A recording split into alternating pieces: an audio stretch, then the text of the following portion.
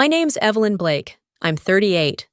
And as of last weekend, I'm no longer just the VP of Project Strategy at Whitman Delaney Group. I'm something else entirely. Something Chase Whitman didn't see coming. It started at the founder's retirement gala. A night that should have felt like a coronation, or at the very least, a reunion of blood, sweat, and project binders. Instead, it felt like a wake. Not the tearful casserole-laden kind, but the glossy, empty shrimp cocktail version where no one looks you in the eye for too long. And it hit me hard, the realization. My grip tightened around the stem of my champagne flute as condensation slid down onto my wrist. The laughter in the room wasn't right. The speeches were polished, practiced padded, with buzzwords and passive jabs. When Chase took the mic, his words floated like helium. To legacy, he said with that country club grin, and to the future we build. Leaner, faster, bolder. The crowd clapped. I didn't. I watched his lips move and only heard one thing: you're not in that future. Before I can continue my story, take a moment to like the video and subscribe, but only if you genuinely enjoy what I do here. Tell me where you're listening from and what time it is right now in the comments. I love knowing how far these stories reach. Now dim the lights, maybe turn on a fan for that soft background hum, and let's ease into tonight's journey together. I grew up with a father who wore his tie tighter than his smile. Our house was neat, polite, filled with classical music and silent dinners. We didn't show mess, we succeeded. And if you couldn't succeed, you buried it under straightened hair, perfect resumes, and talking points. I learned early how to sit through discomfort with poise, how to nod when you wanted to scream, how to smile when you felt erased. That night, I wore my best silk dress and a tailored blazer, the armor of a woman who'd negotiated federal infrastructure deals while bleeding through her heels. I shook hands with people who couldn't remember mine. A board member called me Elaine. I corrected him once. He didn't apologize. Chase worked the room like a snake oil magician, talking synergy digital twin, modeling modular streamlining. I'd built half of the partnerships he was name-dropping. I'd closed Apex infrastructure in a snowstorm with no slide deck and a dying phone. And now I was a background extra at the very table I set. I didn't cry. I watched. Watched as Julian, my former intern, now shiny new associate VP, stood near the bar, clearly uncomfortable in his too-tight collar. Watched Chase pretend he didn't see me. Watched Kelsey Huang, Apex's assistant, look across the room and raise a brow in silent recognition. That was the first sting, not rage, not betrayal, just clarity. A dull, nauseating clarity that the place I built my life around was no longer mine. And the man with the wine glass and empty promises was already holding the lighter to the foundation. When I left the party, I didn't say goodbye. I stepped into the cold Chicago air heels, clicking on stone phone, buzzing in my clutch. New invite just hit my inbox: Q1 strategy planning, Monday at 9. My name wasn't on it. By Monday, the cold from that night had settled somewhere deeper in the hollow between my lungs. I stared at my work calendar with the kind of quiet dread you only get after you've already guessed what's coming. It looked light, too light, like someone had taken a carving knife to my week and just left the fat. No Q1 sync, no vendor escalation review, no Apex logistics coordination. Nothing I'd built, owned, or delivered for the last 6 years was on there. I thought maybe it was a sync error. I refreshed. Nothing. At 10:07 a.m., I got a Slack ping from Julian. Hey, quick Q on the Fulcrum delay notes. Do you still want us looping you into the update call this week? I blinked. Still, that call was my domain. My meeting. Of course, I replied, short and clipped. Loop me in. 3 dots. Then got it. Chase mentioned maybe shifting some reporting lines around. Wasn't sure where things landed. No worries. No worries, of course. No worries. By lunch, 2 more calendar events vanished. The head of BD stopped by my office to thank me for setting the foundation on the Liberty Highway initiative, then told me Chase was excited to bring in some fresh operational eyes to the rollout. Operational eyes. As if experience had expired. I didn't throw my coffee. I didn't call HR. I opened a new folder on my personal drive, Internal Realignment Watch. That's what I labeled it. Light. Almost playful. Like maybe it wasn't tracking the slow bleed of my authority. Maybe it was just a game. For now. The next day, I walked into the break room and overheard two junior managers discussing the Apex project. Their Apex project. They hadn't even been in the loop 6 months ago. One of them said Chase thinks the old model's too top-heavy, wants to distribute client touchpoints more fluidly.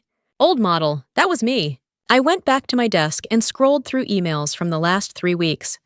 A dozen threads I should have been on, either CC'd or directly addressed, had gone forward without me. The language was subtle. Per Chase's direction, revised org flow, streamlined point of contact. Not a single line saying I was being phased out. Just the quiet implication over and over that I wasn't central anymore, that I was in the way. Here's the thing about workplace betrayal, it's rarely loud. It's not a sword to the gut. It's a spoon, dull and deliberate. A little scrape here, a missing invite there. A soft professional ghosting wrapped in language that still smiles at you in the hallway. That week, I started checking the office seating chart every morning. I started logging who got reassigned and when. I noticed Kendra from strategic sourcing no longer reported to my vertical. She hadn't mentioned it. She looked sheepish when I passed her desk. I didn't blame her. Chase's brand of erasure wasn't built for confrontation. It was built for HR compliance and plausible deniability. He was the kind of man who could smile while pushing you off the map, then ask if you were okay when you hit the ground. And I was falling, slowly, invisibly. But I still had ground beneath me, and I wasn't done tracking every shake of it. It was Kelsey's email that finally cracked the surface tension. Subject line, today's Apex call. Quick check-in short. Casual, so polite it almost felt like an accident. Hi Evelyn, just checking. Russell asked if you were joining today's LHEI sync. Thought maybe your calendar got shuffled? Hope all's okay? I stared at the screen, reread it 3 times. My hands didn't move. Not because I was shocked that stage had passed, but because now, finally, I had confirmation. This wasn't poor scheduling.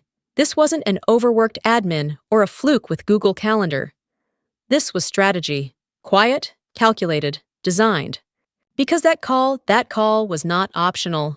The Liberty Highway Expansion Initiative was the single largest deal WDG had landed in its 40-year history. I'd brokered it from scratch, negotiated the proposal through 3 rounds of revisions, restructured our bid model to beat out 2 national competitors, and built Apex's trust over 18 months of 4 AM calls and site walkthroughs in steel-toed boots. If Apex was the crown jewel, I was the hand that carried it to the throne. And now I wasn't even on the call. I didn't respond right away. I sat there chest hollow, watching the cursor blink in the reply field like it was daring me to scream. Instead, I typed, just a mix-up, I'm sure. I'll follow up with Russell separately. Hope the sync went smoothly. Smile, nod. Bleed internally. Then I opened a fresh page in the watch file and labeled it, Call Deletion. Apex March 22. At 4:14 p.m., I checked Slack. The Apex Strat Sync private channel was gone. Just gone. Either renamed or I'd been removed. My access level still showed as senior leadership, but someone had quietly slipped a lock on the very door I used to have the keys for. I took a walk around the block. Didn't even grab my coat. Chicago wind slapped the emotion out of my face. When I came back in my inbox, had a new thread. Apex Milestone Ownership Refresh. Draft Framework. Julian had forwarded it with a short note. Chase asked me to pull this together based on our Q1 goals. Thoughts. My thoughts. I opened the doc. Julian had split the LHEI milestones across 4 new owners. Not one of them had worked directly with Apex before January. Not one of them had been part of the original rollout plan. And in the appendix, he'd included a diagram labeled Legacy Phase Owner Evelyn Blake. My name wasn't even in the proposed org chart. Just that quiet little phrase, legacy. Like I was already past tense. I closed the doc. Stared at my hands. There was no panic, no shouting. Just a stillness. Cold, deep, ancient. The kind of silence you get before a building comes down. They were trying to scrub me from the foundation. But they forgot who poured the concrete. The next morning, I came in early. Earlier than usual.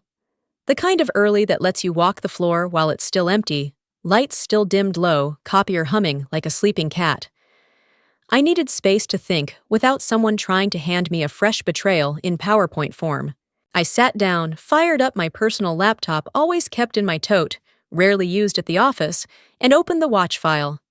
I started organizing what I had: Slack channel removals, missing meeting invites, staff reassignments without notice, the Apex call, Kelsey's email, Julian's forwarded framework. The word legacy circled 3 times in red. I didn't need confirmation anymore. I needed leverage. I pulled up our project management system, navigated into the team reassignment logs. You'd be surprised what companies forget to lock down when they trust you too much for too long. Every shift left a trail: timestamps, user IDs, edit histories.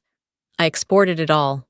Next, I started taking screenshots, Slack threads, deleted messages, even passive language choices in internal decks, evolving leadership, next-gen alignment, sunsetting oversight redundancy.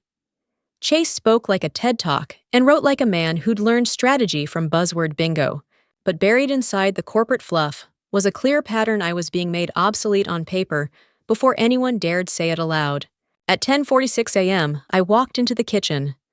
Maya, my former assistant, now promoted to internal comms, was there toasting a bagel and typing on her phone like her thumbs were in a race. She looked up. "Hey," I smiled.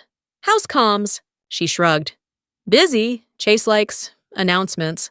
We both knew what that meant. She hesitated, then quietly saw a draft. Something about new alignment across LHEI. Not finalized. Your name wasn't in it. I didn't flinch, thanks. She stared at her bagel like it held the answers. I didn't share it. You didn't have to. Back at my desk, I started listing names. People who'd quietly distanced. People who'd stayed close. Maya.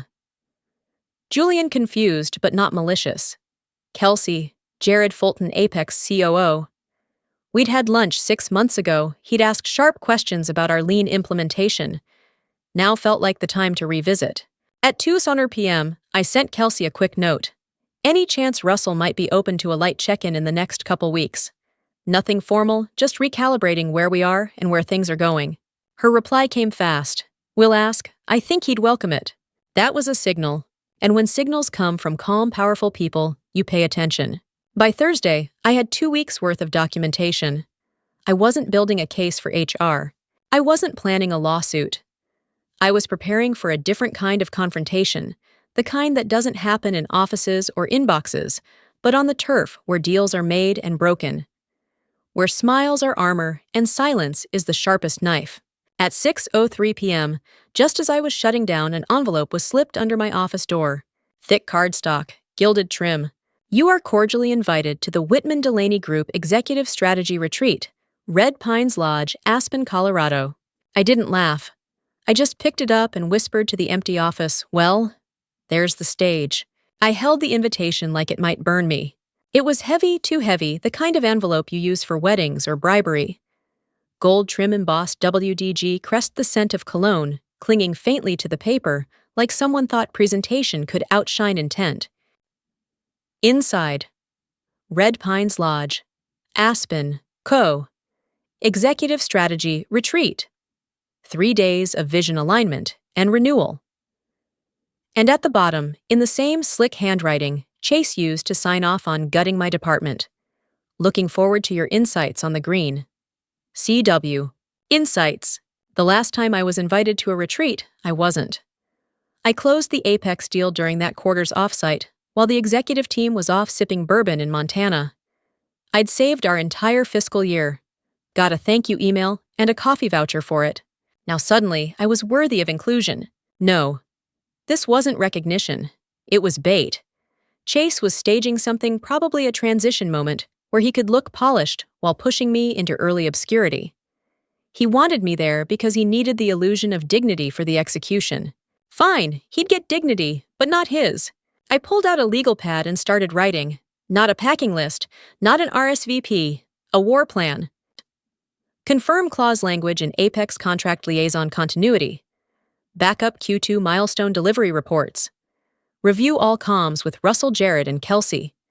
Duplicate team transfer memos with timestamps. Screenshot Slack deletions. Reconfirm Apex trust indicators calls, invites, personal notes. Pack spikeless golf shoes. BCC Council on Private Exit Draft Hypothetical. The list took 2 pages. I folded it, slid it into my laptop case, and poured a glass of Cabernet like I was toasting the end of something. Because it was. I was done playing nice. Done wondering. Chase wanted a theater, I'd give him the performance of his career. But I wasn't walking in as a legacy VP, waiting for a handshake and a pat on the back. I was walking in as a loaded file, a memory, with proof and a strategy that didn't need his blessing. 2 days before the retreat, I reached out to Jared Fulton. No official agenda, just lunch. I picked a quiet spot in River North Modern Dim, expensive enough to keep the crowd soft. Jared was hard to read. Always had been. He listened like a man who'd once played poker with auditors. Halfway through his salmon, he looked up and said, "If you had full strategic control of this project, people, budget, delivery cadence, what's the first thing you'd change?" I didn't blink. I'd rebuild the whole delivery map.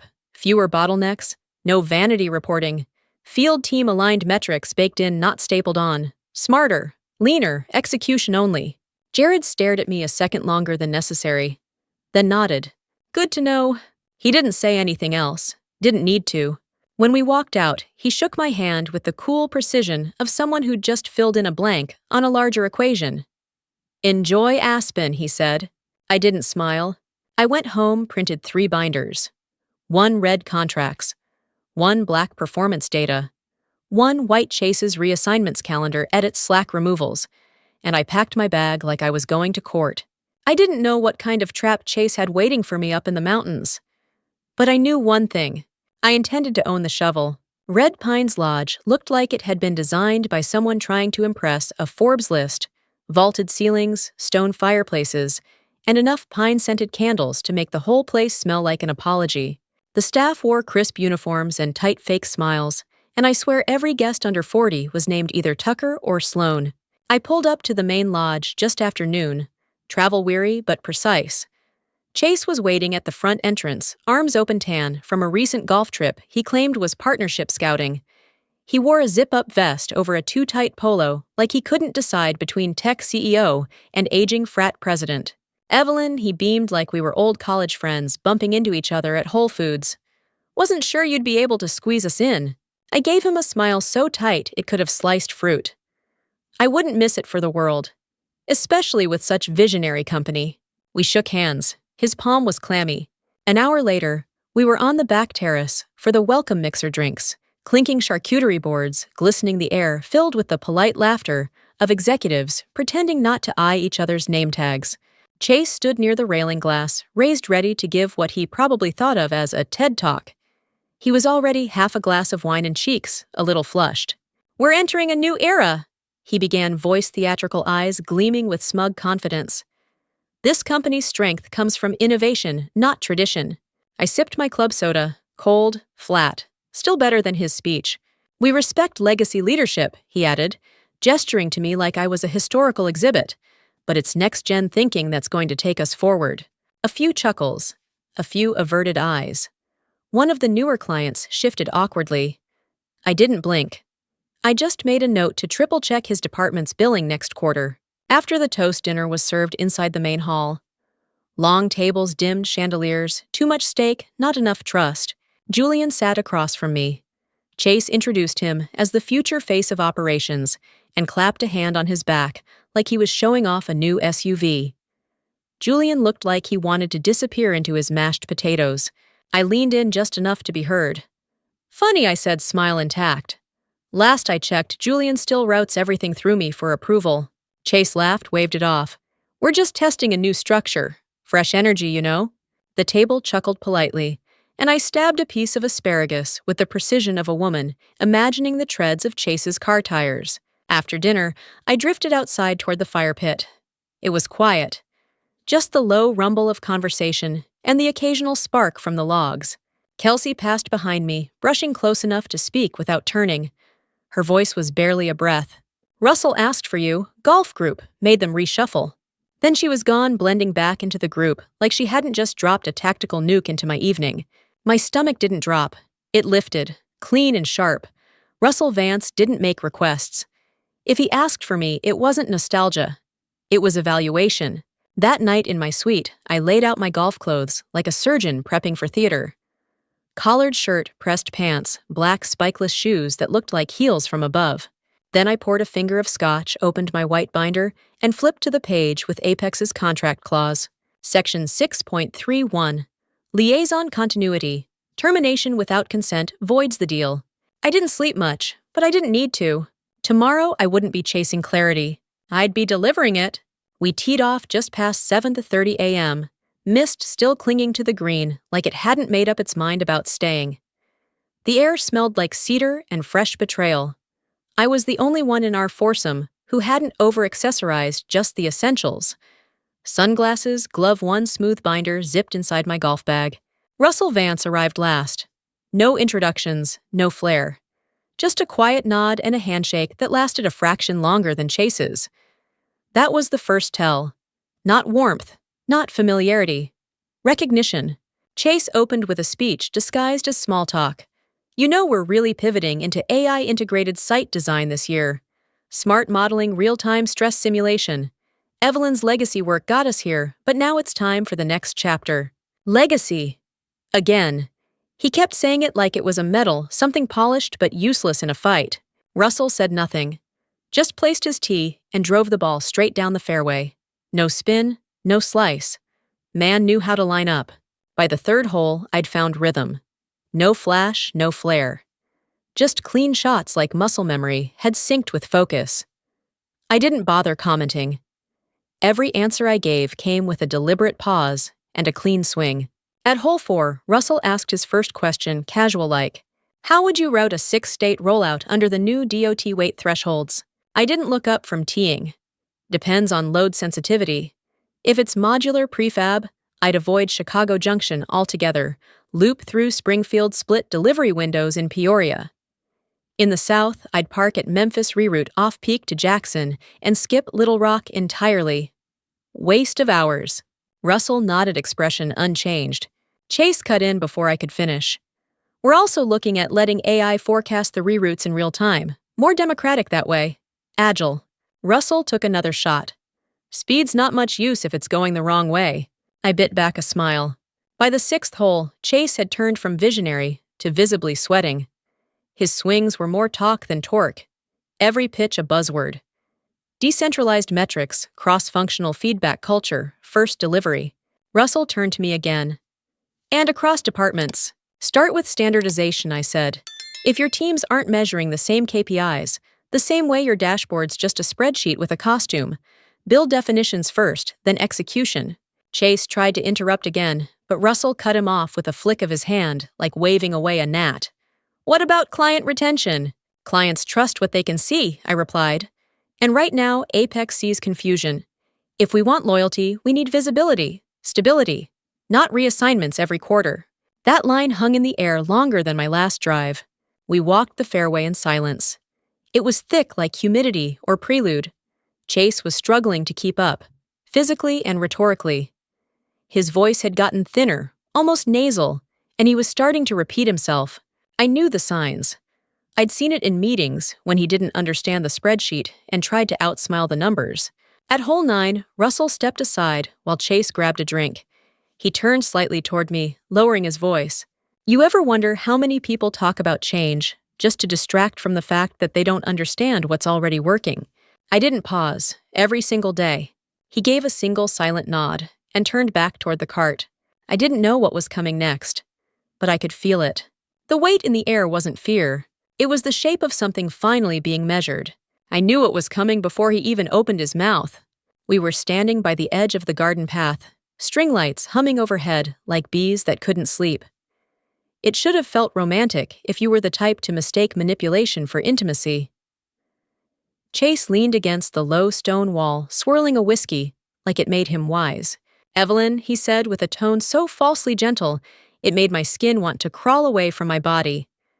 Can we chat for a sec, somewhere private? Of course. I followed him, not because I didn't know what he was about to do, but because I did.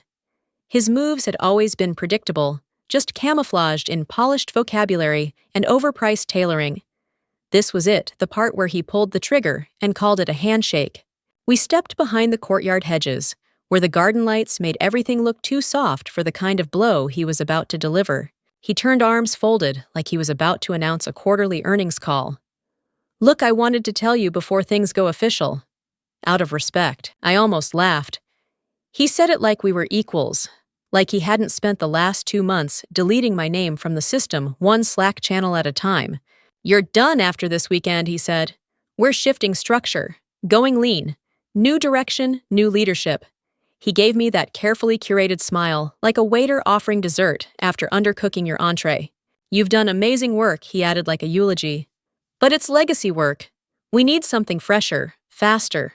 I stared at him, not blinking, not flinching.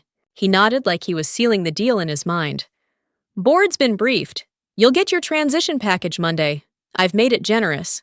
Generous, as if he was handing me a gift instead of a guillotine. I waited a beat. Let the silence stretch just enough for his confidence to settle into place. Then I said, "Are you sure about that?" His smile flickered. "It's already done." "No, I mean, are you sure?" He blinked. I stepped past him slow and clean, left him there with his smugness starting to crack. I didn't need to argue. I didn't need to defend. Because Chase didn't know I'd already sent the email, already prepped the handoff, already duplicated every single instance of Section 6.3.1 and shared it in encrypted form with Council Apex leadership and quietly with Russell's own assistant. I walked back to my room, my pulse steady. Not rage, not panic, just focus, like the hum of a well-oiled machine finally shifting into a new gear. My phone was waiting on the nightstand screen, lit with a single unsaved number.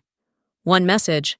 "Be ready tomorrow, 18th hole. No name, no emojis, just that one sentence. Surgical, final." I stared at it a moment, then turned to the binder on the desk. I flipped to the contract again, red tab sectioned off. SIC 3.1. Any unapproved change in named liaison authority will render the agreement voidable by client discretion. I poured one more inch of scotch into my glass, the ice clinking like punctuation.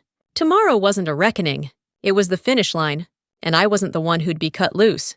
Sunday bloomed too bright for what was about to go down. Aspen skies didn't care about betrayal. They were all clear blue swagger and birdsong. I laced my golf shoes like a surgeon preps for a bypass, buttoned my collared shirt to the top, slicked my hair back into a low ponytail so clean it could have cut glass. I didn't look in the mirror. Didn't need to.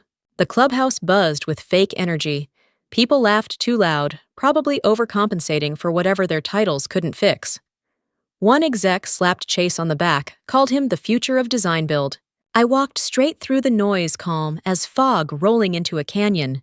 By the carts, Chase was waiting, doing that too friendly wave like we were off to a family cookout. Ready for one last round, he asked, teeth on full display. Always, I said, sliding my sunglasses on. Russell arrived last, his driver in tow, assistant stone-faced as ever. He didn't say much, just nodded at me again, and I felt the tension shift, like something invisible had just clicked into place. We played the front nine in tight formation. Chase yammered the whole time. Horizontal scalability, AI load balancing, cloud-native site adaptation. It was like listening to a LinkedIn post perform karaoke. I didn't interrupt, just delivered clean swings and cleaner answers when Russell tossed real questions my way. By the 10th hole, Chase couldn't stand it anymore. Pulled me aside when Russell took a call. Just to be clear, he said low and smug, "This round isn't about saving anything. Your replacement's already lined up, so no need to overcompensate." I tilted my head, gave him the softest smile. "Oh, Chase, I'm not here to save anything. I'm just finishing the round." He blinked. Like a kid caught bluffing in poker and realizing the other player wasn't bluffing at all. Hole by hole, he unraveled. He started overcorrecting on his shots, tripping on jargon. Russell barely acknowledged him anymore. Every conversation looped through me. At 14, Russell asked, "And how would you mitigate drift risk between Midwest hubs?" I answered before Chase could open his mouth. "Skip Kansas City until the vendor certifies. Push through St. Louis and reroute Des Moines via Tier 2. Lock the Midwest before you light the coasts." Russell nodded. Chase tried to chime in again, something about decentralizing decision trees, but Russell cut him off like he was changing the subject. Or deleting a slide. And then came 18. The fairway looked painted so pristine, It bordered on artificial. The sun caught the back of Chase's hair like it was trying to spotlight the wrong lead in a school play. We reached the green, and Chase turned to the small crowd that had gathered. Fellow execs, a few client staff sipping Bloody Marys like this was just another Sunday. His voice went smooth, performative. I want to take a moment to acknowledge everything Evelyn's contributed to WDG over the years, he said, glass raised. As part of our shift to a leaner future, we're letting her go. She's just too expensive. There it was, the smirk. The moment he thought he'd scripted. And then Russell stepped forward. No preamble, no hesitation. He turned to me, extended his hand. Thank you, he said. We'll take it from here. Chase froze, smile faltering. Russell turned to him next. My company will pay her expensive salary. The deal is with her, not you. Chase's laugh sputtered like a car refusing to start. Excuse me? Russell reached into his bag and handed over a folder. You might have missed section 6.3.1. Clause tied to named liaison continuity. You removed her. We voided the deal. New agreement was signed this morning. Chase stood there, mouth open, hands trembling just slightly as he flipped to the signature page. But the board, this isn't. Russell cut him off. This is what happens when you confuse cost with value. And just like that, the floor cracked beneath him. I didn't say a word. Didn't need to. Chase stood on the 18th green, clutching the contract like it might suddenly rewrite itself if he stared hard enough. His phone buzzed once. Then again. Then so many times in rapid succession that it looked like it might vibrate straight off the golf cart roof where he'd tossed it. The board was already calling, and I was already walking away. No dramatic glance over my shoulder, no final jab. My silence was the victory, the last nail in the coffin he'd built for me with polished wood and no hinges. I reached my rental car, slid into the seat, and turned the key like it was any other Sunday. By the time I merged onto the highway, my inbox buzzed again. Subject line: Executive Appointment Announcement. Sender Apex Infrastructure. Evelyn Blake, Chief Strategy Officer. Effective immediately. I pulled off at a rest stop just long enough to read the full memo. Short, sharp, surgical. No mention of Whitman Delaney, just. In recognition of a decade of innovation and leadership in large-scale infrastructure strategy. Translation: you weren't promoted. You were reclaimed. Another ping came in. Maya. 3 people just walked out of Chase's 11:30. Want in. Should I tell them to pack? I typed back. Only the ones who know how to build. I didn't turn the music on. I didn't need a soundtrack. The wind through the window was enough. Cool, steady, like something had realigned without ceremony. By evening, LinkedIn had erupted. Slack channels lit up with wow. And did you see private emails pinged with a dozen polite congratulations from people who dodged me in the hallway 2 weeks ago? I didn't answer any of them. I sat on my balcony wine glass in hand-feet Bear City lights, blinking below me like Morse code for, you were right. The next day, a photo surfaced. Snapped by someone's assistant me on the 18th hole, Grant's arm slung over my shoulder in a casual half-hug. Chase blurry in the background, mid-blink, mid-fall. Scrawled in ink across the bottom in Russell's unmistakable handwriting. You didn't play to win. You built the course. It sat framed on my new desk at Apex HQ. A minimalist space, no walnut showpieces, or overpriced LED sculptures. Just clean light, clean lines, a view of the skyline, and a small team already humming with possibility. No one called me legacy there. No one patted over my insights with fluff. They leaned in when I spoke. They asked for strategy, not performance. They understood I wasn't here for the pageantry. I was here to build something smarter, something cleaner, something that couldn't be erased by a calendar deletion or a name scrubbed from a slide deck. And for the first time in a long time, I wasn't just surviving the game. I was redrawing the map. Have you ever watched someone underestimate you so completely that they handed you the exact tools to destroy them? That's what Chase did. He mistook silence for submission. Forgot that some of us don't scream when we're cornered, we blueprint. We track. We wait. And when the moment's right, we don't explode. We remove. Tell me, have you ever been erased by someone you once trusted? Or had to reclaim what should have always been yours? Drop your story in the comments. Someone else needs to hear it. If this resonated, hit like, subscribe, or share it with someone who needs to remember. They aren't crazy. They're just surrounded by cowards in good suits.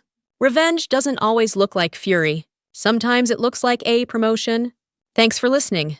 Until next time, build smart, swing steady, and don't flinch when the lights turn on.